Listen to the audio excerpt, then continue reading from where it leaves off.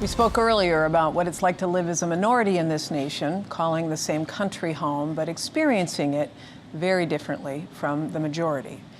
Now, the issue is not just about race or ethnicity, it's also about sexual orientation. The LGBT community is on the political front lines this election year as more states legalize gay marriage. And in just the last month, Senate candidate Elizabeth Warren, former President Jimmy Carter, LA Mayor Antonio Villaraigosa have all publicly supported adding a gay marriage plank to the Democratic platform. Could it happen? According to the Washington Post, Obama's top political advisors have held serious discussions with leading Democrats about it. But advisors told the Post the president will ultimately decide himself based on his gut.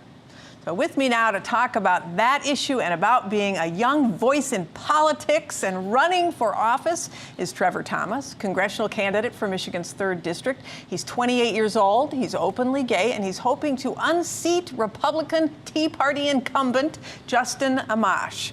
So thank you, Trevor, for being here. Oh, thank you for having me. I appreciate it. You bet, you bet. So we've been talking about this issue of experiencing America differently based upon experience, based upon your eyes. You're running for Congress in what has been considered a conservative part of the state, at least the western part of Michigan, and yet you are openly gay, and you are young, and you're energetic. And what's the plan for winning? Absolutely. So the plan for winning is to be able to first win in a primary and then for the general election.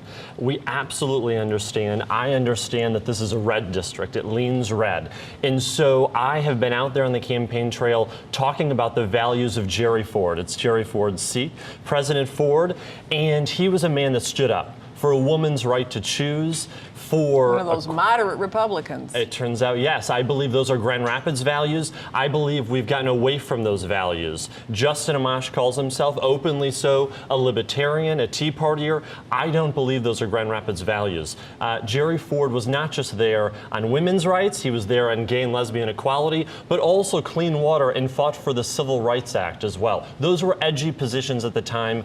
I think Grand Rapids is ready. When someone says, you're 28, you're openly gay, can you really do this? I tell them absolutely. West Michigan has been there for some time, I believe, and I think we can do it. All right, so you're 28. Let's go to the youth issue. Yes. And there are a lot of people who are watching who sometimes in their life have thought, whether they may be young, they may be older, maybe I should run. Now, what gives you the courage to step up and run for Congress at 28 years old? Well, if you want the truth, when it was all happening and all coming together in November, and I was really giving deep thought, and I was meeting with folks, talking it through with my family, knowing it would be a lot to ask of them, I was also reading the Steve Jobs book, Walter Isaacson's book, and to understand that if you live life, to take as much risk as possible. Cheers to the risk takers. And I really believe through and through in all of it.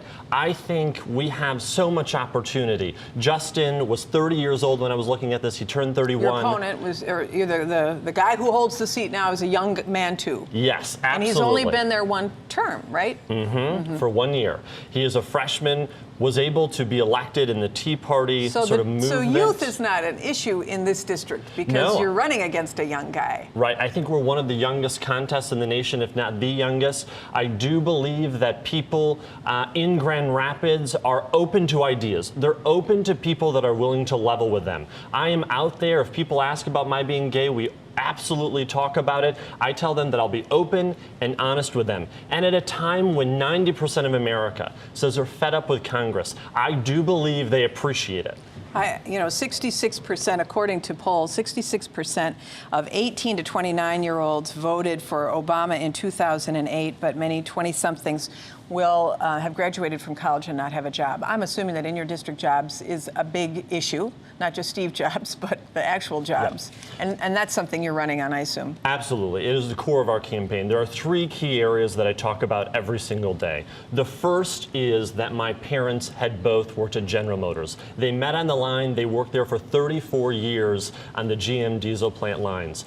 And they are like everyone else in the community. They played by the rules, but we need to level the playing field. field, and we need to Yes. make sure that our manufacturing and factory families are taken care of. We made a promise to them, and we're talking about it every day to make sure we're rewarding companies here and not overseas. And then second, I just need to talk about young people quickly, because college interest rates for the federal level, they're going to go up again in July. The loans. That is a problem. For student loans. Absolutely. That is a problem. It will take congressional action to fix. Is this a young district? Is this a district that is receptive to that argument? I believe so. There are 6 colleges in this district. Unfortunately, the census showed Michigan has lost more population than any other state, and a significant number were 30 years old and younger, and so many are being trained, and they receive their education in the district, and then they choose to leave. So student loan generally is now, the debt tops $1 trillion.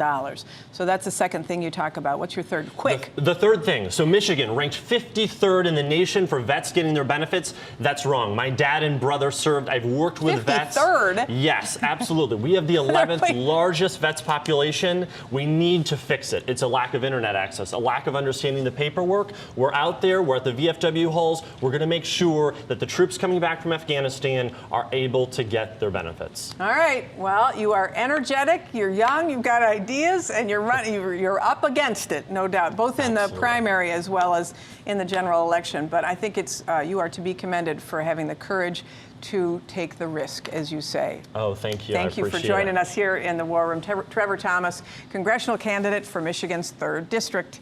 Coming up, the latest on a story we'll be following all the way to the finish line: Obamacare and its date with the Supreme Court. And later, will the bayou break right for Santorum? We'll head out to the campaign front ahead of tomorrow's Louisiana primary. This is the War Room. Don't go away.